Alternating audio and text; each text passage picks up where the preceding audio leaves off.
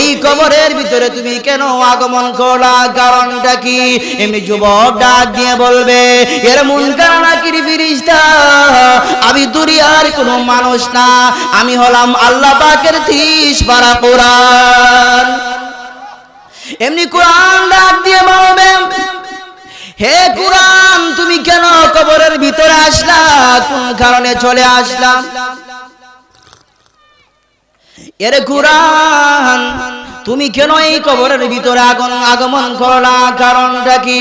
এমনি কোরআন ডাক দিয়ে বলবে, এ মুনকার নাকির ফেরেশতা, আপনি জানেন না আল্লাহর বান্দা দুনিয়াতে থাকার সময়ে বসে বসে কোরআনে কারীম থেকে তেলাওয়াত করেছে, ঘুমায়া ঘুমায়া কোরআন থেকে তেলাওয়াত করেছে, দাঁড়াইয়া দাঁড়াইয়া কোরআনে কারীম থেকে তেলাওয়াত করেছে।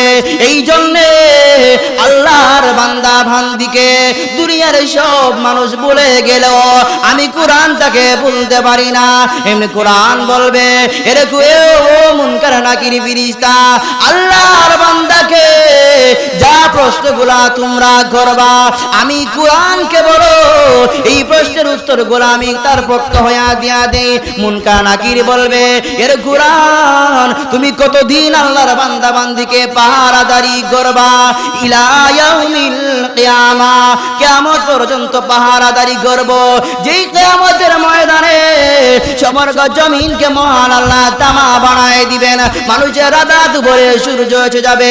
আল্লাহর নবী বলেন, ওই কিয়ামতের ময়দানে আপন মা তার সন্তানকে পরিচয় দিবে না, আপন ভাই তার ভাইকে পরিচয় দিবে না, ফিসা মুরিদদেরকে পরিচয় দিবে না। মায়ার নবী বলেন, ওই কিয়ামতের ময়দানে এই কোরআন আপনার ডান হাতের মধ্যে দইরা দইরা আল্লাহর তৈরি জান্নাতের ভিতরে পৌঁছায়া দিবে। ফালা মুদিল্লা লাহু ওয়া মান ইউদলিলহু ফালা হাদিয়া লাহু ওয়া নাশহাদু আল্লা ইলাহা ইল্লাল্লাহু ওয়াহদাহু লা শারীকা লাহু ওয়া নাশহাদু আন্না সাইয়্যিদানা ওয়া সানাদানা ওয়া হাবিবানা ওয়া মাওলানা মুহাম্মাদান আবদুল্লাহি ওয়া রাসূলুহু الذي أرسله بالحق بشيرا ونذيرا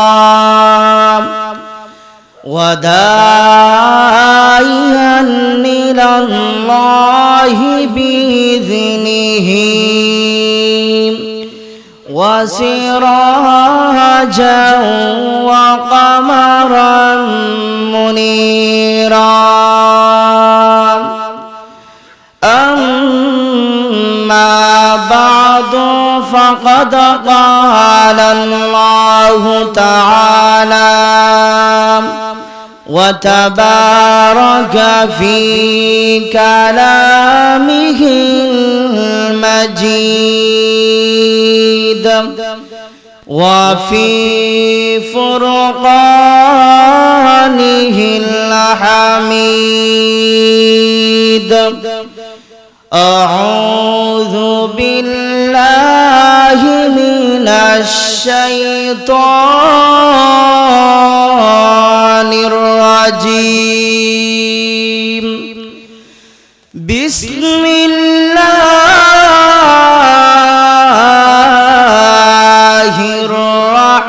الرحمن الرحيم. أتل ما أوحي إليك من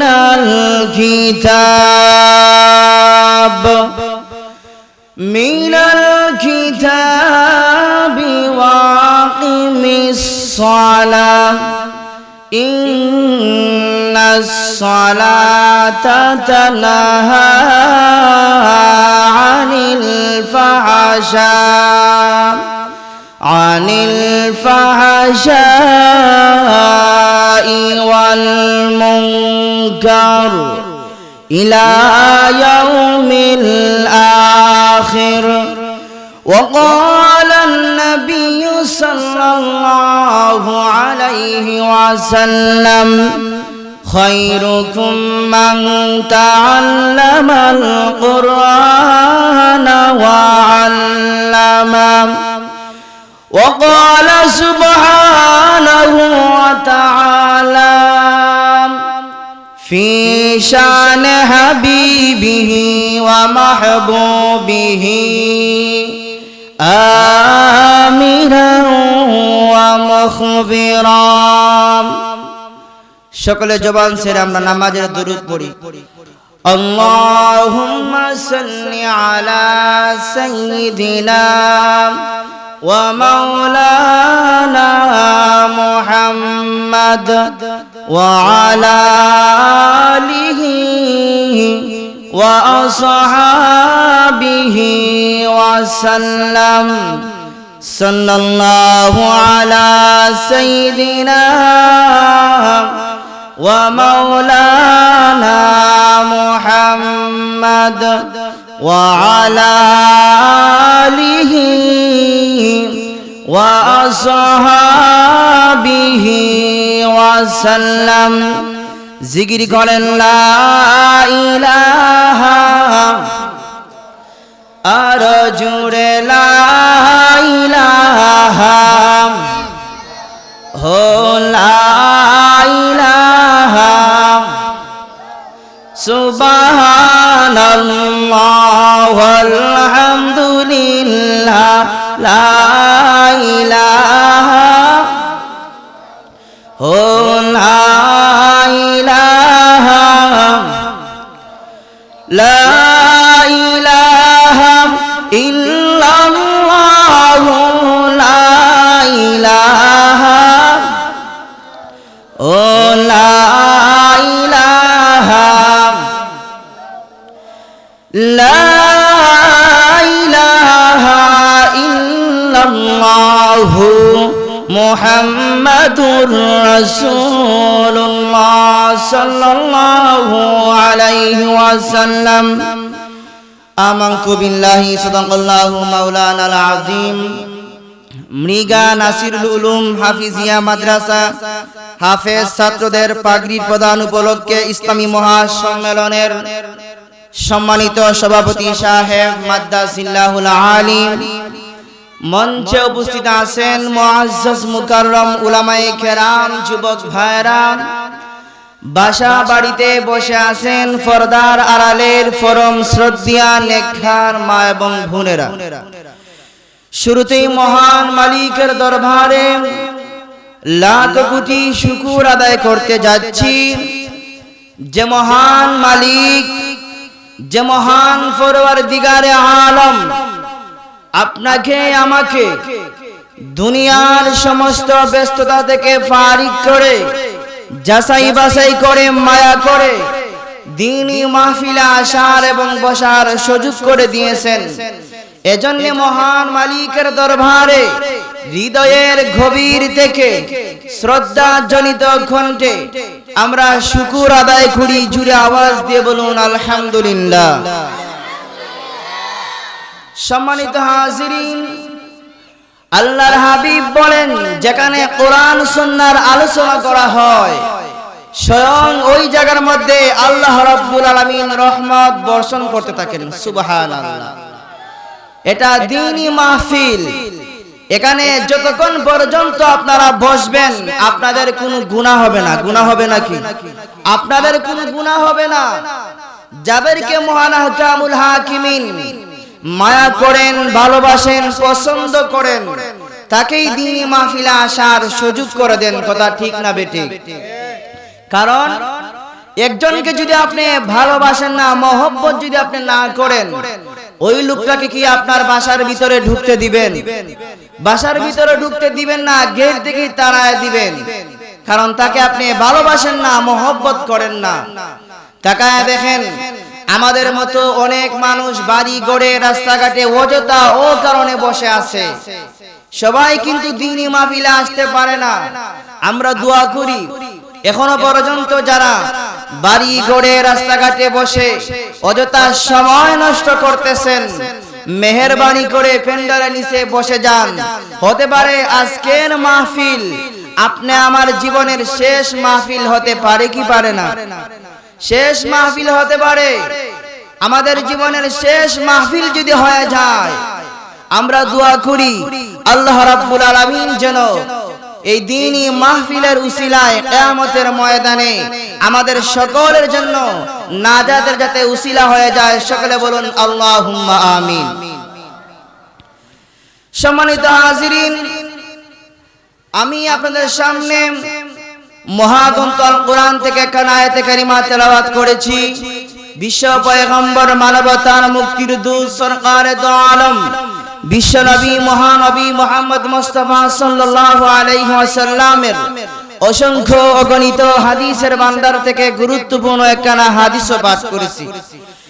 যদি মহান হাকামুল হাকিমিন আমাকে কিছু আলোচনা করার তৌফিক দান করেন আর আপনারাও যদি দোয়া করেন তাহলে কিছু আলোচনা করব। ওমা তৌফিক ইল্লা বিল্লাহ।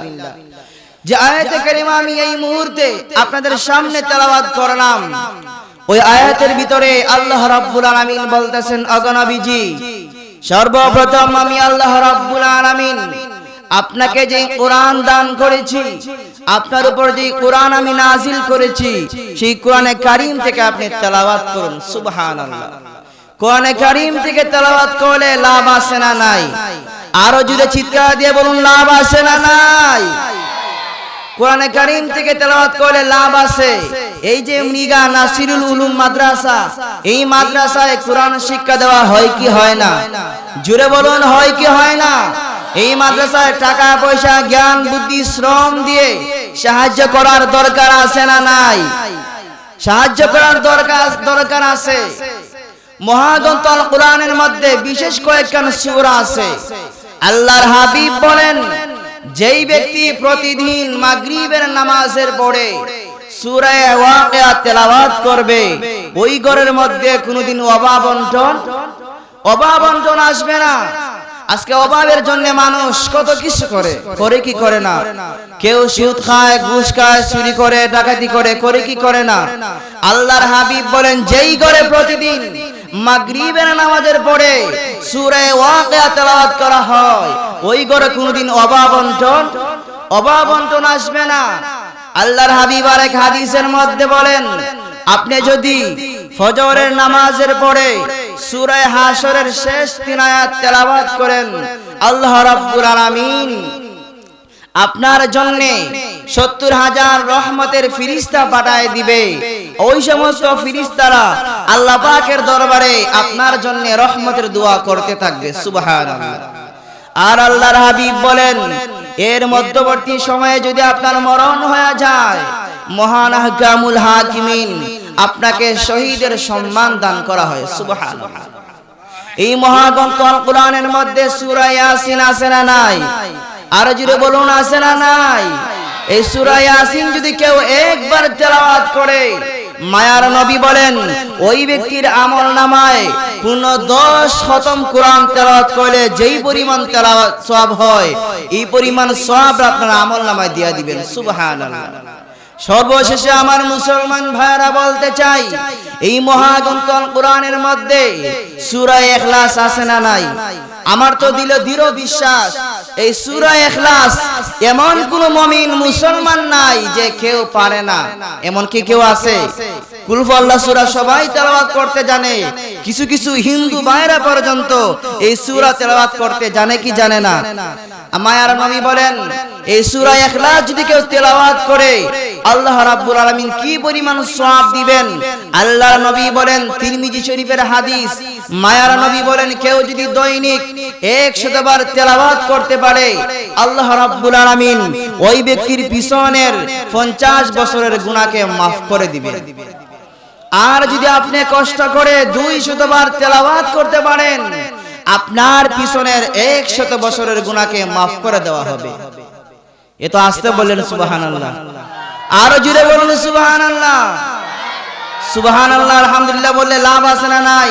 নবীজি বলেন কেউ যদি একবার সুবহানাল্লাহ আলহামদুলিল্লাহ বলে, এই আসমানের নিচে জমিনের উপরে যে মহাশূন্যটা আছে, এই মহাশূন্যটা আল্লাহ রাব্বুল আলামিন আপনি আমার আমলনামায় নেকি দ্বারা ভরপুর করে দিবেন। আমার মুসলমান ভাইরা, কোরআনে কারীম তেলাওয়াত করলে কি পরিমাণ লাভ আছে। ও আমার যুবক ভাইরা, মুরব্বী বাবারা, দিলের কান লাগায়া শুনেন। মুসলমানের ঘরে আজকে কোরআন তেলাওয়াত নাই কি নাই? মুসলমানের ঘরে কোরআন আছে, তেলাওয়াত নাই। মুসলমানের ঘর থেকে টিভির আওয়াজ শোনা যায়, অথচ আল্লাহর নবী বলেন কোরআনে কারীম থেকে তেলাওয়াত করলে কি পরিমাণ লাভ হয়। মায়ার নবী বলেন এই কোরআনে কারীমের মধ্যে সূরা ইখলাসের কি পরিমাণ ফজিলত। আমার মুসলমান ভাইরা, দিলের কান লাগায়া শুনেন। আমার একটা কথা, যদি আপনারা আমল করতে পারেন, হতে পারে আমার মালিক আমার আল্লাহ এর বিনিময়ে আমাকে মাফ করে দিতে পারেন। পারেন কি পারেন না? এর বিনিময়ে আমাকে মাফ করে দিতে পারেন। আমার মুসলমান ভাইরা, সূরা ইখলাস তেলাওয়াত করলে কি পরিমাণ লাভ হয়।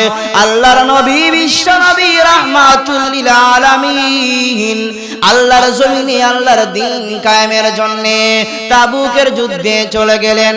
তাবুকের যুদ্ধে যাওয়ার পরে মায়ার নবী সরকার দো আলম ফজরের নামাজ যখন সমাপ্ত করলেন, নামাজ শেষে সমস্ত সাহাবায়ে কেরাম পূর্ব দিকে তাকায় দেখে আজকের সূর্য এত সুন্দর করে উদিত হয়ে গেছে, যেই সূর্যের মধ্যে মেঘাচ্ছন্ন কোনো ভাব দেখা যায় না। আল্লাহ নবী, বিশ্ব নবীর সাহাবীরা বিশ্ব নবীকে লক্ষ্য করে বললেন, ইয়া রাসূলুল্লাহ, ইয়া হাবিবাল্লাহ, আল্লাহর নবী গো, পূর্ব দিকে আপনি তাকায় দেখুন গো আল্লাহর নবী, আজকের সূর্য এত সুন্দর করে কেন উদিত হয়ে গেছে।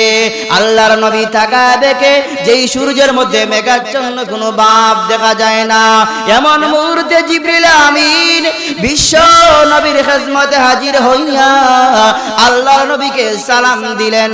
সালাম দেওয়ার পরে জানায় দিলেন, নবী গো, আপনি জানেন না মদিনাতুল মুনাওয়ারায় আপনার প্রিয়তম একজন সাহাবী মুআবিয়া ইবনে মুআবিয়া নামক সাহাবী চিরদিনের জন্য দুনিয়া থেকে চলে গেছে। ইয়া রাসূলুল্লাহ, ইয়া হাবিবাল্লাহ, ওগো নবীজি, ওই সাহাবীর জানাজার নামাজে শরীক হওয়ার জন্য একজন দুইজন না, প্রতি কাতারে কাতারে ৭০,০০০ করে আল্লাহ রহমতের ফেরেশতা পাঠায় দিয়েছে। আমার মুসলমান ভাইরা, মায়ার নবী, দ্বীনের নবী জিবরাইলকে প্রশ্ন করলেন, জিবরাইল রে, ও জিবরাইল, এই এত ফজিলত তার কেমন করে হইল রে জিবরাইল? জিবরাইল বললেন, ইয়া রাসূলুল্লাহ, ইয়া হাবিবাল্লাহ, আল্লাহর নবী গো, আপনার সাহাবী সকাল সন্ধ্যায় সূরা ইখলাস তেলাওয়াত করত, এই কারণে মহান আল্লাহ তাকে এই সম্মান দান করা হয়েছে। আল্লাহ নবী বলেন, জিবরাইল রে, আমি জানতে চাই এই ফজিলত কি শুধু মুআবিয়ার জন্য নাকি আমার গোটা উম্মতে মুহাম্মাদির জন্য? জিবরাইল বললেন, ইয়া রাসূলুল্লাহ, ইয়া হাবিবাল্লাহ, ওগো নবীজি, এই ফজিলত শুধু মুআবিয়ার জন্য নয়, আপনার যে কোনো উম্মত সে যদি কিয়ামতের আগ মুহূর্তের কোনো উম্মত যদি হয়, বন্ধু তুমি জানায় দাও, সবক হলো, সবক হলো, ওই লোকটা যদি বেশি বেশি করে তেলাওয়াত করে, ওই লোকটা যখন মারা যাবে, মারা যাওয়ার পরে তার জানাজার নামাজে একজন দুইজন না, প্রতি কাতারে কাতারে ৭০,০০০ করে রহমতের ফেরেশতা পাঠিয়ে দিবেন। আমার মুসলমান ভাইরা, আমরা চাই না যে আমরা যখন মারা যাব, মারা যাওয়ার পরে আমাদের জানাজার মধ্যে ৭০,০০০ করে ফেরেশতা আসুক। আমরা চাই কি চাই না? যদি আমরা চাই সূরা ইখলাস তেলাওয়াত করার দরকার আছে না নাই? আরো জুড়ে বলুন, আছে না নাই? আমার মুসলমান ভাইরা, সূরা ইখলাসের ফজিলত যদি বলি অনেক সময়ের দরকার। এই সূরা ইখলাস তেলাওয়াত করলে কি পরিমাণ লাভ হয়? আল্লাহর নবী বিশ্ব নবী সরকার দু জাহান বর্ণনা করেছেন। মায়ার নবী, দ্বীনের নবী, নবীজির খেদমতে একবার জিবরাইল আগমন করলেন। জিবরাইল আগমন করার পরে আল্লাহর নবীর সঙ্গে কথাবার্তা বলতেছেন। হঠাৎ করে জিবরাইল লাফ দিয়ে দাঁড়ায় গেলেন আর বলতে লাগলেন, আসসালাতু আসসালামু আলাইকা ইয়া রাসূলুল্লাহ ইয়া হাবিবাল্লাহ। ওগো নবীজি, আমি আর আপনার খেদমতে বসতে পারবো না গো আল্লাহর নবী। কেন রে জিবরাইল, কোন কারণে তুমি বসতে পারবা না? জিবরাইল বললেন, ইয়া রাসূলুল্লাহ ইয়া হাবিবাল্লাহ, নবী গো তাকায় দেখেন আপনার প্রিয় সাহাবী আবু যর গিফারী আপনার খেদমতে আগমন করতেছে। সুবহানাল্লাহ বলেন। কে আসতেছে? ওগো নবীজি, আমি আর আপনার খেদমতে বসতে পারবো না, তাকায় দেখেন আপনার প্রিয় সাহাবী হযরতে আবু যর আপনার খেদমতে আসতেছে। সুবহানাল্লাহ। আল্লাহর নবী, বিশ্ব নবী অবাক হয়ে গেলেন, আশ্চর্য হয়ে গেলেন। আর জিবরাইলকে বলতে লাগলেন, জিবরাইল রে, তোমার সম্পর্ক হলো আমার সাথে রে, আমার সম্পর্ক হলো তোমার সাথে। হে জিবরাইল, আমার সাহাবী আবু যর গিফারীকে তুমি কেমন করে চিনলা, কোন কারণে চিনলা?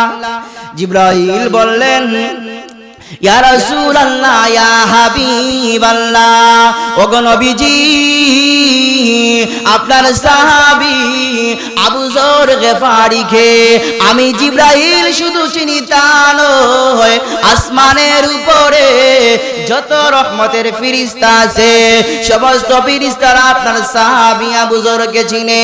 আল্লাহর হাবিব বলেন, জিবরাইল রে, আমি জানতে চাই এই সম্মান তার কেমন করে হইল? জিবরাইল বলেন, ইয়া রাসূলুল্লাহ ইয়া হাবিবাল্লাহ, নবী আমার, আপনার সাহাবী আবু যর গিফারীর ভিতরে দুইটা গুণ আছে। কয়টা গুণ আছে? আরো জুড়ে বলুন, কয়টা গুণ আছে? আবু যর গিফারীর ভিতরে দুইটা গুণ আছে গো আল্লাহর নবী। ইয়া রাসূলুল্লাহ ইয়া হাবিবাল্লাহ, নাম্বার 1, এক নাম্বার গুণ হলো, ওগো নবীজি, আবু যর গিফারীর ভিতরে অহংকার নাই। কি নাই? আবু যর গিফারীর ভিতরে অহংকার নাই। আমাদের ভিতরে অহংকার আছে না নাই? আমরা তো অহংকারের কারণে মানুষের সঙ্গে কথা বলতে পারি না। আল্লাহ বলেন, হে দুনিয়ার মানুষেরা, অহংকারী তোমাদের জন্য নয়। অহংকার যদি করতে হয় রে, আমি আল্লাহকে অহংকার করতে হবে, কারণ সাত আসমান জমিনের মালিক হলাম আমি আল্লাহ। এর বান্দা, ইজ্জত দেওয়ার মালিক হলাম আমি আল্লাহ, বেইজ্জত করার মালিক হলাম আমি আল্লাহ, তোমাকে ধনী বানাই দিলাম আমি আল্লাহ। ও বান্দা, তুমি কেন অহংকারী করো? অহংকারী তোমার জন্য শরীক হবে না। অহংকার যদি করতে হয়, আমি আল্লাহকে অহংকার করতে হবে। জিবরাইল বলেন, আবু যর গিফারীর ভিতরে অহংকার নাই। আর 2 নাম্বার গুণ হলো, আবু যর গিফারী বেশি বেশি করে সূরা ইখলাস তেলাওয়াত করে। ওগো নবীজি, 2 নাম্বার গুণ হলো আবু যর গিফারী বেশি বেশি করে সূরা ইখলাস তেলাওয়াত করে। সুবহানাল্লাহ। আমরা যদি তেলাওয়াত করি যে আল্লাহ রাব্বুল আলামিন আবু যর গিফারীকে এত সম্মান দিলেন, ওই আল্লাহ আজও আছে না নাই? আর জুড়ে বলুন, আছে না নাই? নাকি বুড়া হয়ে গেছে গা? ওই আল্লাহ আজও আছে, আবাদও আবাদ থাকবেন। আমরা যদি খালিস নিয়তে সূরা ইখলাস তেলাওয়াত করতে পারি, আমাদের দিলে দৃঢ় বিশ্বাস আল্লাহ রাব্বুল আলামিন আমাদেরকে সেই সম্মান দান করবেন। চিৎকার দিয়ে বলুন সুবহানাল্লাহ। আমার প্রাণের ভাইরা, আজকে মুসলমানের ঘরে কোরআন তেলাওয়াত নাই। মুসলমানের সন্তানকে যদি আপনি জিজ্ঞাসা করেন, বাবা সূরা ফাতিহা তেলাওয়াত করো, বলে হুজুর জানি না। আগামীকাল ক্রিকেট খেলা কোন দলে হবে সঙ্গে সঙ্গে বলে দেয়।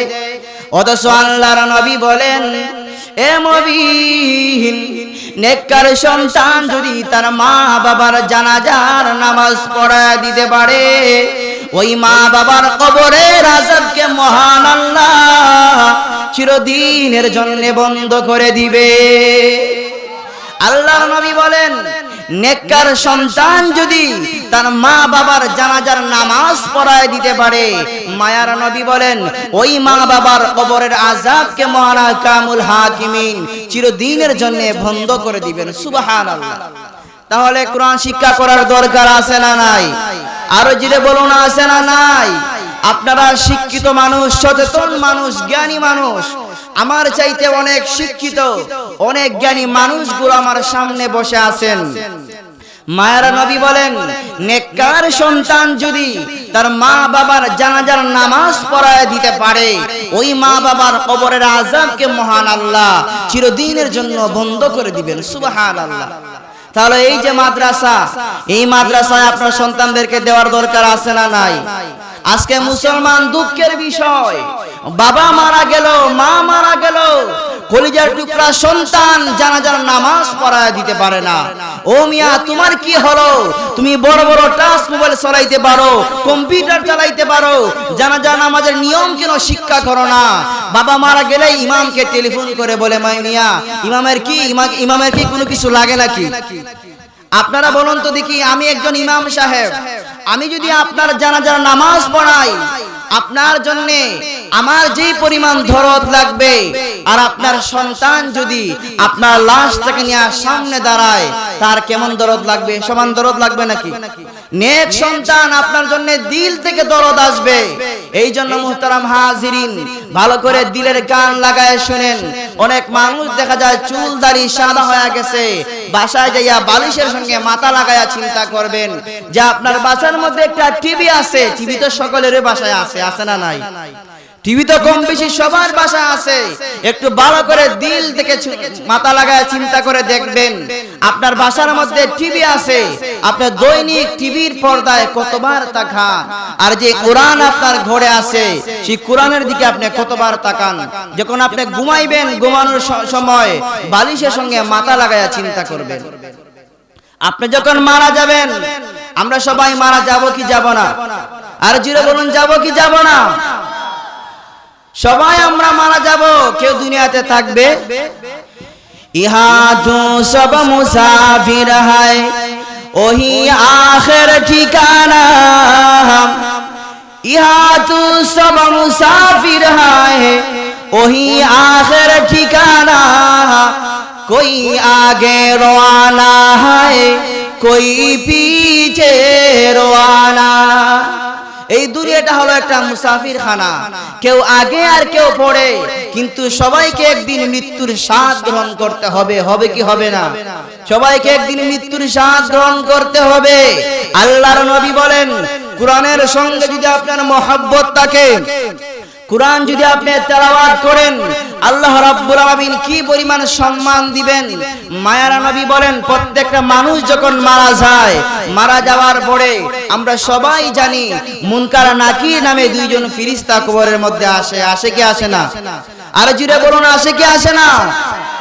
আপনারা লিগার মানুষ, আপনাদের তো জিন্দা ইমান, জিন্দা ইমান যাদের, তাদের আওয়াজটাও সেই রকম জিন্দা হতে হবে। কথা বলেন ঠিক না বেটি?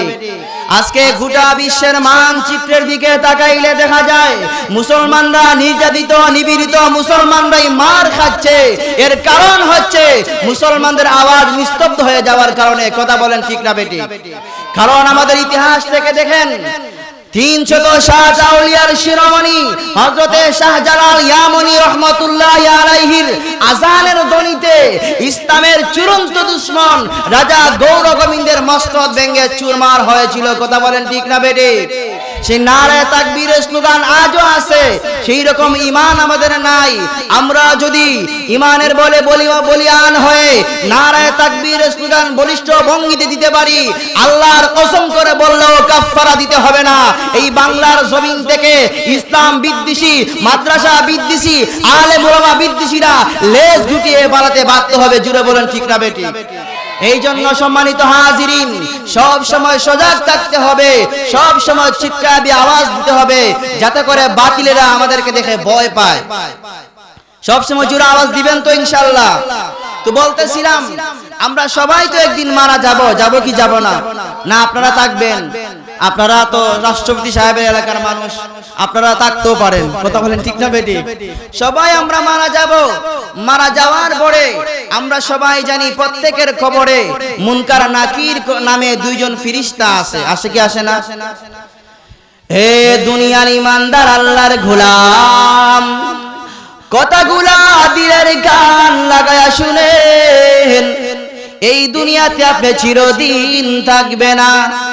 এ মুমিন, আপনি জানেন না আপনার ডান কানে আযান আর বাম কানে ইকামত হয়ে গেছে, বাকি শুধু আপনারা জানাজার নামাজটুকু রয়ে গেছে। আল্লাহর নবী বলেন, কোরআনের সঙ্গে আপনার যদি মহব্বত হয়ে থাকে, এ মুসলমানেরা, আপনি যখন মারা যাওয়ার পরে মায়ার নবী বিশ্ব নবী বলেন, প্রত্যেকটা মানুষের কবরে মুনকার নাকির নামে দুইজন ফেরেশতা আছে। ওই দুইজন ফেরেশতা আইসা যখন আপনার মাথার দিকে তাকাবে, মাথার দিকে তাকায় দেখবে এত সুন্দর নুরানি চেহারাওয়ালা একজন যুবক দেখা যায়। এমনিতেই মুনকার নাকির ফেরেশতা ওই যুবকটাকে ডাইকা বলবে, যুবক রে, কি তোমার পরিচয়, কি তোমার ঠিকানা? এই কবরের ভিতরে তুমি কেন আগমন করলা, কারণটা কি? এমনি যুবক ডাক দিয়ে বলবে, এর মুনকার নাকির ফেরেশতা, আমি দুনিয়ার কোনো মানুষ না, আমি হলাম আল্লাহ পাকের 30 পারা কোরআন। এমনি কোরআন ডাক দিয়ে বলবে, হে কোরআন, তুমি কেন কবরের ভিতরে আসলা, কোন কারণে চলে আসলা? এর কোরআন, তুমি কেন এই কবরের ভিতরে আগমন করলা, কারণটা কি? এমনি কোরআন ডাক দিয়ে বলবে, এ মুনকার নাকির ফেরেশতা, আপনি জানেন না আল্লাহর বান্দা দুনিয়াতে থাকার সময়ে বসে বসে কোরআনে কারীম থেকে তেলাওয়াত করেছে, ঘুমায়া ঘুমায়া কোরআন থেকে তেলাওয়াত করেছে, দাঁড়াইয়া দাঁড়াইয়া কোরআনে কারীম থেকে তেলাওয়াত করেছে। এই জন্যে আল্লাহর বান্দা বান্দিকে দুনিয়ার সব মানুষ বলে গেল, আমি কোরআনটাকে বলতে পারি না। এমনি কোরআন বলবে, এরকম ও মুনকার নাকির ফেরেশতা, আল্লাহর বান্দাকে যা প্রশ্নগুলা তোমরা করবা, আমি কোরআনকে বলো, এই প্রশ্নের উত্তরগুলো আমি তার পক্ষ হইয়া দিয়া দেই। মুনকার নাকির বলবে, এর কোরআন, তুমি কতদিন আল্লাহর বান্দা বান্দিকে পাহারাদারি করবা? ইলা ইয়াউমিল কিয়ামা, কিয়ামত পর্যন্ত পাহারাদারি করব। যেই কিয়ামতের ময়দানে সমগ্র জমিনকে মহান আল্লাহ তামা বানায় দিবেন, মানুষের রাত ভরে সূর্য এসে যাবে। আল্লাহর নবী বলেন, ওই কিয়ামতের ময়দানে আপন মা তার সন্তানকে পরিচয় দিবে না, আপন ভাই তার ভাইকে পরিচয় দিবে না, ফিসা মুরিদদেরকে পরিচয় দিবে না। মায়ার নবী বলেন, ওই কিয়ামতের ময়দানে এই কোরআন আপনার ডান হাতের মধ্যে দইরা দইরা আল্লাহর তৈরি জান্নাতের ভিতরে পৌঁছায়া দিবে। এই জন্য আমার ভাইরা, আল্লাহ রাব্বুল আলামিন বলেন, ওগো নবীজি, আপনার দুনিয়ার সমস্ত উম্মতদেরকে আপনি জানাবেন, নবী গো, আমি আল্লাহ আপনাকে যে কোরআন দান করেছি, এই কোরআন থেকে আপনি তেলাওয়াত করুন। আমার মুসলমান ভাইরা, কোরআন কারীম থেকে তেলাওয়াত করলে কি পরিমাণ লাভ হয়? এ মুমিন, দিলের কান লাগায়া শুনেন। সূরা ইখলাসের ফজিলত আমি বলতেছিলাম, আমার মুসলমান ভাইরা, আল্লাহ নবী বিশ্ব নবী রাহমাতুল লিল আলামিন বলেন, মায়ার নবীর সাহাবী হযরতে আবু হুরায়রা রাদিয়াল্লাহু তাআলা আনহু বর্ণনা করেন, আমরা এক সময় আল্লাহর নবীকে নিয়ে রাস্তা দিকে রওনা হলাম। এমন মুহূর্তে একজন সাহাবী আল্লাহ নবীকে শুনায়া শুনায়া সূরা ইখলাস উনি তেলাওয়াত আরম্ভ করে দিয়েছে। আল্লাহর নবী বলেন, হে আবু হুরায়রা, ওয়াজাবাত লাহু, ওই ব্যক্তির জন্য ওয়াজিব হয়ে গেছে। আবু হুরায়রা ডেকে বলেন, ইয়া রাসূলুল্লাহ, ইয়া হাবিবাল্লাহ, ওগো নবীজি, ওই ব্যক্তির জন্য কি ওয়াজিব হয়ে গেছে গো আল্লাহর নবী? আল্লাহর হাবিব বলেন, এরা আবু হুরায়রা, তুমি কি শুনতে পাও না? ওই লোকটা আমাকে শুনায়া শুনায়া সূরা ইখলাস উনি তেলাওয়াত করতেছে। এই সূরা ইখলাসের ফজিলতের কারণে মহান আল্লাহ রাব্বুল আলামিন আল্লাহর তৈরি জান্নাতকে তার জন্য ওয়াজিব করে দিয়েছেন। এ আবু হুরায়রা, এই সূরা ইখলাসের প্রতি তার মহব্বত থাকার কারণে আল্লাহর তৈরি জান্নাত তার জন্য ওয়াজিব হয়ে গেছে। সুবহানাল্লাহ। এই জন্য আমার মুসলমান ভাইরা, আমরা যারা কোরআন তেলাওয়াত করতে জানি, তেলাওয়াত করবেন তো ইনশাআল্লাহ? আরো জোরে বলুন, করবেন তো ইনশাআল্লাহ? 2 নাম্বার হলো ওয়াকিমিস সালাহ। ওগো নবীজি, আপনি নামাজ কায়েম করেন, কি করেন? 2 নাম্বার হলো, ওগো নবীজি, আপনি নামাজ কায়েম করেন। নামাজের গুরুত্ব আছে না নাই? নামাজ পড়ার দরকার আছে না নাই? নামাজ পড়ার দরকার আছে। আজকে তাকায় দেখেন, আমরা মুসলমান হওয়ার পরেও আমরা অনেক সময় গাড়িতে বসে নামাজটা কাজা হয়ে যায়, বাড়িতে বসে নামাজটা কাজা হয়ে যায়, ঘুমের ঘরে কত নামাজ কাজা হয়ে যায়। নামাজের কি পরিমাণ গুরুত্ব, কি পরিমাণ ফজিলত আমার মুসলমান ভাইরা। আল্লাহ নবী বিশ্ব নবী সরকারে দু জাহান, যেই নবীজির সামনের পিছনের সব গুনাহকে মহান আল্লাহ মাফ করে দিয়েছিলেন।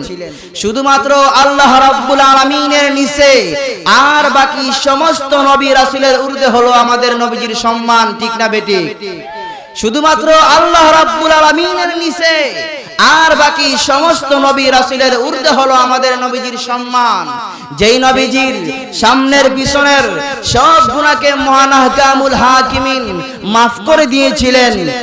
নবীজির সব গুনাহকে মাফ করে দেওয়ার পরেও নবীজি এত লম্বা লম্বা নামাজ আদায় করতেন, এত লম্বা লম্বা রুকু দিতেন, যেই কারণে নবীজির 2টা পা মুবারক ফুলিয়া যাইত। সুবহানাল্লাহ।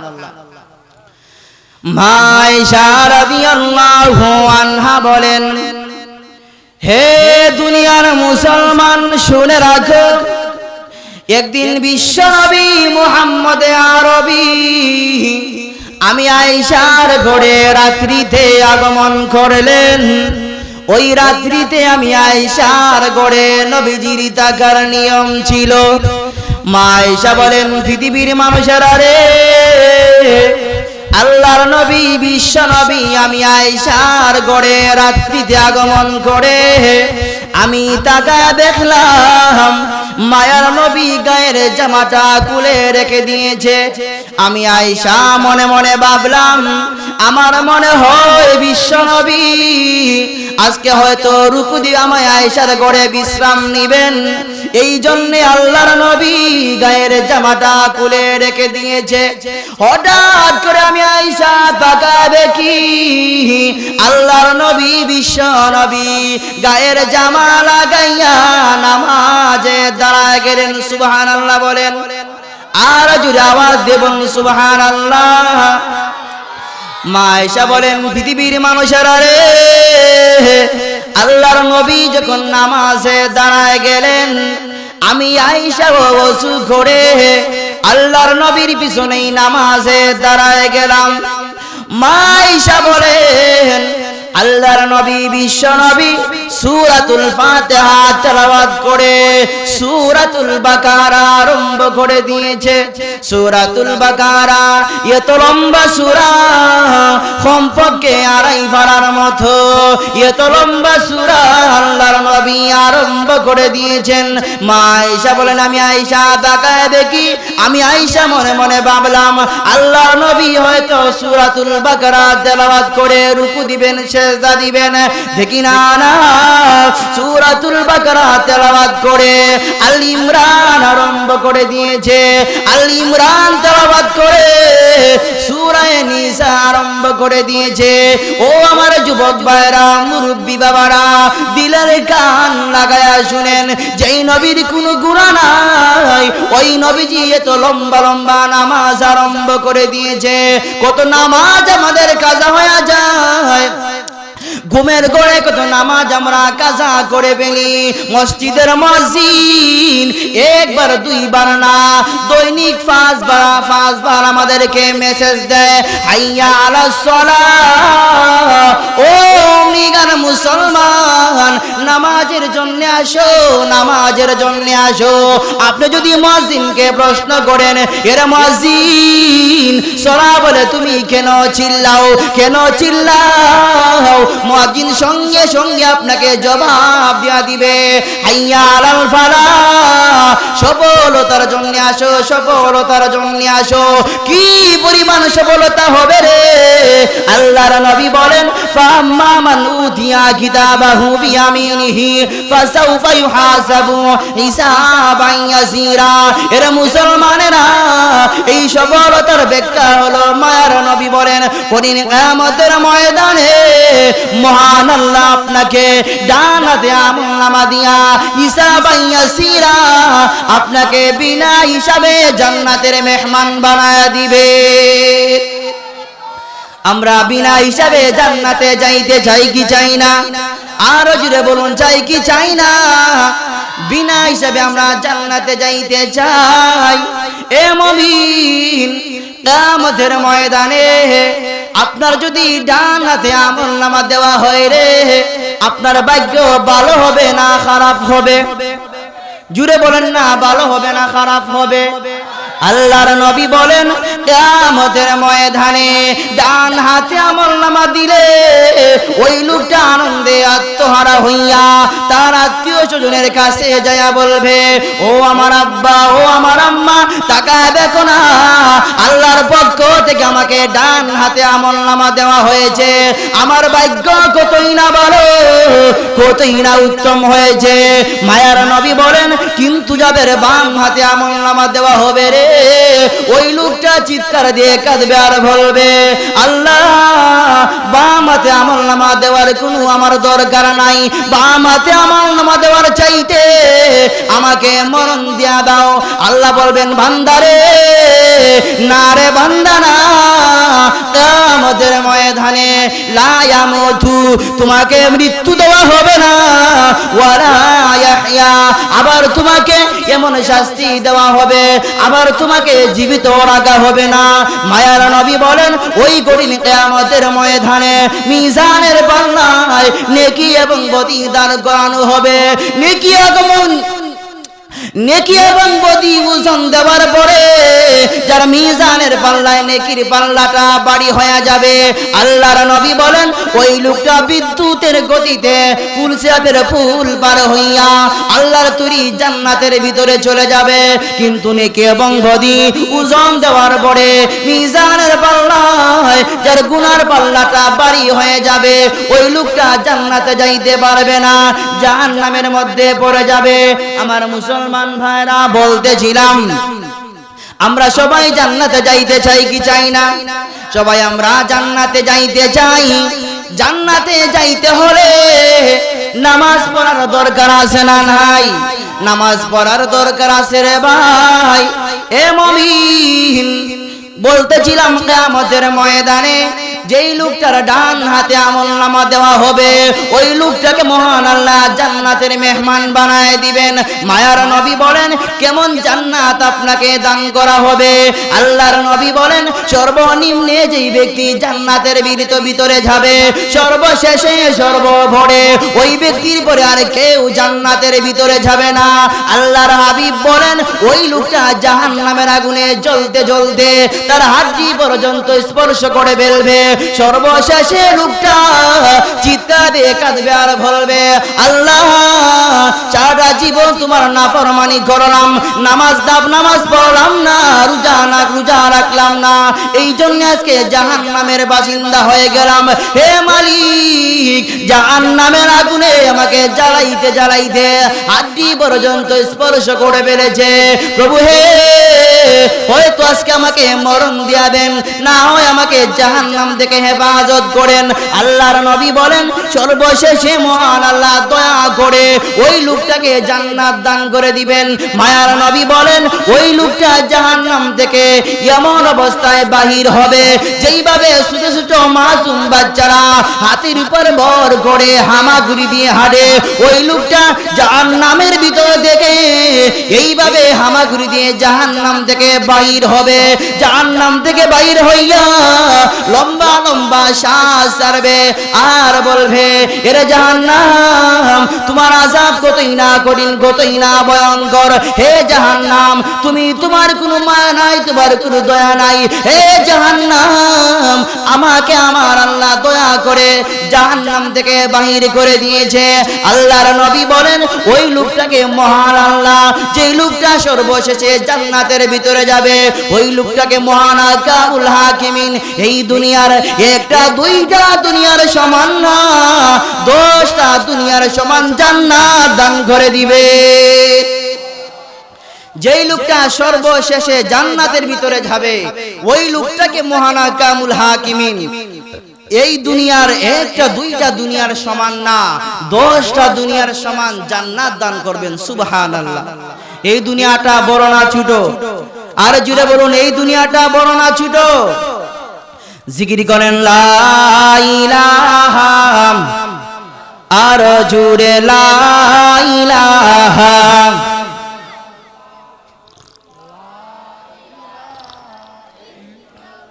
লা ইলাহা,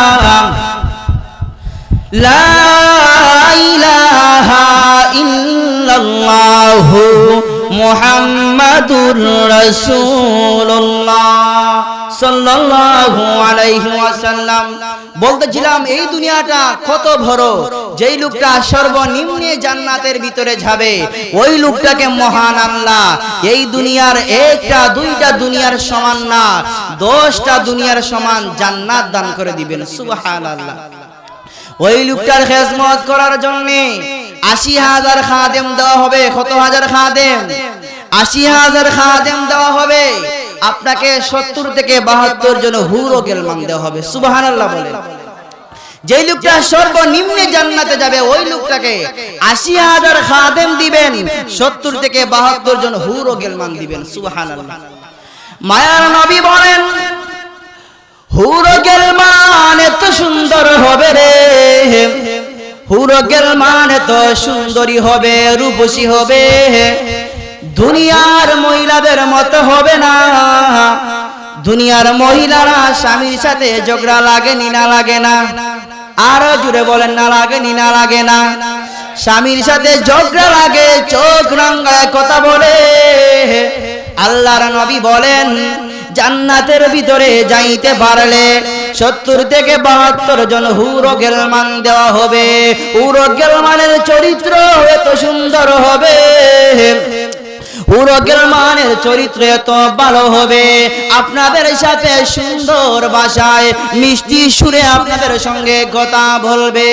আল্লাহর নবী বলেন, সর্বনিম্নে যে লোকটা জান্নাতের ভিতরে যাবে, ওই লোকটাকে মহান আল্লাহ 80,000 খাদেম দিয়া দিবেন, 70 থেকে 72 জন হুর ও গেলমান দেওয়া হবে। হুর ও গেলমান এত সুন্দরী হবে রে, মায়ার নবী বলেন, মাথার মধ্যে পোকামাকড় থাকবে না, মুখের মধ্যে দুর্গন্ধ হবে না, পেটের মধ্যে পায়খানার ঘাটতি হবে না। হুর ও গেলমান এত সুন্দরী হবে রে ভাই। আল্লাহর হাবিব বলেন, হুর ও গেলমানেরা যদি এই আকাশকে ছিদ্র করে সামান্য আঙ্গুর যদি দুনিয়ার মধ্যে রেখে দেওয়া হয়, চন্দ্র সূর্যের আর প্রয়োজন পড়বে না। আল্লাহর হাবিব বলেন, হুর ও গেলমানের গায়ে যদি, পরনে যদি 70 থেকে 72 জোড়া কাপড় যদি থাকে, তারপরেও ভিতরে যে হাড্ডি আছে, ওই হাড্ডির ক্যালসিয়াম পর্যন্ত দেখা যাবে। আল্লাহর নবী বলেন হুরো গেলমান এত সুন্দরী হবে এ মুমিন জান্নাতের ভিতরে যাইতে পারলে রে ভাই এত সুন্দরী রূপসী হুরো গেলমান তোমাকে দেওয়া হবে। আল্লাহ রাব্বুল আলামিন জিবরাইলকে বললেন জিবরাইল রে যা রে জিবরাইল যা জান্নাতের ভিতরে যা জান্নাত একবার দেখে আসো। সেই মাত্র জিবরাইল জান্নাতের ভিতরে গেল জিবরাইল সিজদা দিয়া পড়ে গেছে। আল্লাহ ডাক দিয়ে বলেন জিবরাইল রে কার পায়ে সিজদা দিলা রে জিবরাইল কাকে সিজদা দিলা? জিবরাইল ডাইকা বলে এ মালিক আপনার তাজাল্লি আমার সামনে ধরা পড়ে গেছে। আল্লাহ বলেন না রে জিবরাইল না আমি আল্লাহর তাজাল্লি না। বলে কি গো আল্লাহ? জিবরাইল রে তুমি জিবরাইল জান্নাতের ভিতরে প্রবেশ করা মাত্র তোমাকে দেখে জান্নাতের হুরো গেলমানেরা ওস্তে করে মুস্কি হাসি দিয়েছে। আমার ভাইরা বলতেছিলাম মা আয়েশা বলেন পৃথিবীর মানুষেরা রে আল্লাহ নবীর পিছনে আমি আয়েশা আর নামাজে থাকতে পারলাম না। আমি আয়েশা নামাজ ভেঙ্গে দিলাম। যেই মাত্র বেলাল মসজিদের মিনারায় আজানের ধ্বনি দিয়া দিছে আজানের ধ্বনি শুনে আমি আয়েশার ঘুম ভেঙ্গে গেল। এমন মুহূর্তে তাকাবে কি আল্লাহর নবী বিশ্ব নবী রাহমাতুল লিল আলামিন মাত্র 2 রাকাত নামাজের ভিতরে পুরো কুরআন শরীফ খতম করে দিয়েছে। এই জন্য আমার ভাইরাম আল্লাহ রাব্বুল আলামিন বলেন ওগো নবীজি আপনার দুনিয়ার সমগ্র উম্মতদেরকে আপনি জানায় দেন নবী গো আমি আল্লাহ আপনাকে যে কোরআন দান করেছি এই কোরআন আপনি তেলাওয়াত করুন। 2 নাম্বার হলো ওয়াকিমিস সালাহ আপনি নামাজ কায়েম করুন। নামাজের তো গুরুত্ব এবং ফজিলত আমার মুসলমান ভাইরা নামাজ পড়লে কি পরিমাণ লাভ হবে।